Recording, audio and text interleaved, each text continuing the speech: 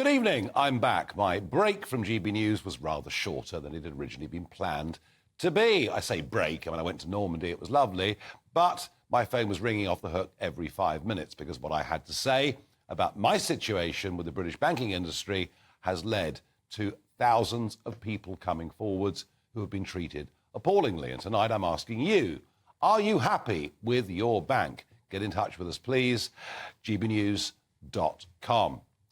So, what really makes me angry is when the banks got it wrong, completely wrong, and threatened to bring down the economy, we bailed them out. Sorry, you bailed them out.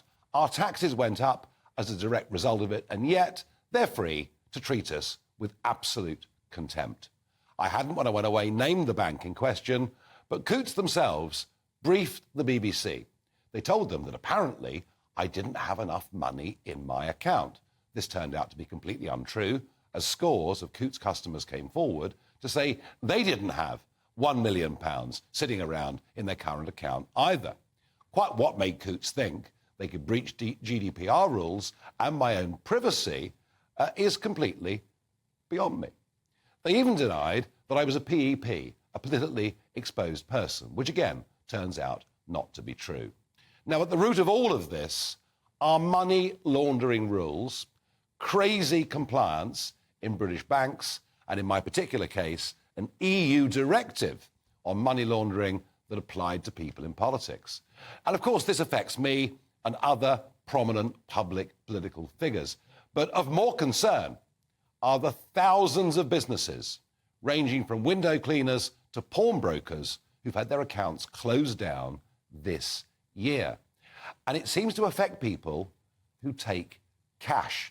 Yes, your local window cleaner could be a great money launderer, according to many of our banks. The worst of the banks at closing accounts will appear from my inbox. And by the way, it's been one of the biggest inboxes I've ever had in my life. Thank you so much for the support and information that you've been sending in to me. But it really is a major scandal. Now, for myself, at a cost of many thousands of pounds, I've gone to find out my world compliance profile. This is what's said with the big international agencies about me. Oh, and they'll have notes on you as well. In my case, it's a series of Guardian articles, EU disputes when I was there in the European Parliament when they endlessly accused me of wrongdoing. But what is much, much, much worse is on my profile, there is a long list of family members. Me, my company, my family, and even associates and friends of mine are all to be treated as PEPs. This has now been confirmed, and it is all, I think, deeply sinister and potentially could be misused by bad governments. I realise that by becoming the whistleblower for this, and this has happened to me, we've even learnt that the Chancellor of the Exchequer, Jeremy Hunt, was turned down by Mondo, that Lord Kenneth Clarke had his American Express card removed, having had it for almost 50 years. This has happened to many, many other prominent public figures. But they've chosen not to speak out. I've become the whistleblower for this. And the problem is, I think, having done this, I'm now a pariah in terms of the UK banking industry.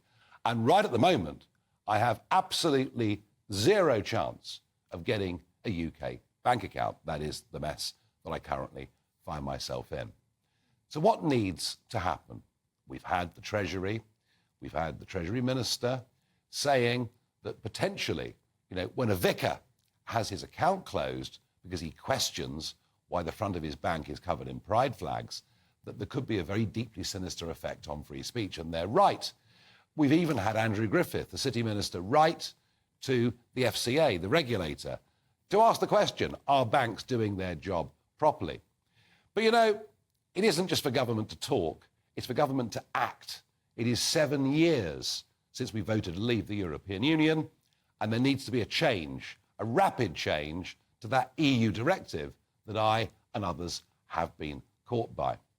We also need to stop penalising small businesses in the way that we are. It's outrageous. And please, please, if you're a small business who has been closed down, then please email me here. nfarage@gbnews.com. I want to find out, more and more of you. The bigger case studies we can build, the more we're going to get Parliament to act. And by the way, well done, Jacob Rees-Mogg, for fighting and arguing for a change to a law in Parliament today, saying people should not be shut down because their opinions do not align with the so-called values of the bank. And perhaps biggest of all, I think we all should have the right to a bank account. Every one of us.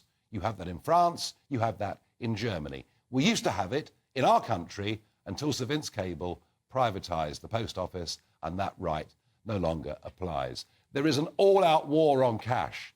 It's about control of our lives at every level. It will inevitably end up with central bank digital currencies. Already, we are recruiting people working in that field. The pilot scheme will be launched in 2030. And that's why I am backing wholeheartedly, 100%, GB News's Don't Kill Cash campaign. So please go to gbnews.com/cash, sign our petition. There's a QR code there on the screen. Now, we use this, of course, for voting for the Trick Awards. The QR code is there. Don't kill cash. Cash brings us freedom. State control of our money would be a complete and utter disaster.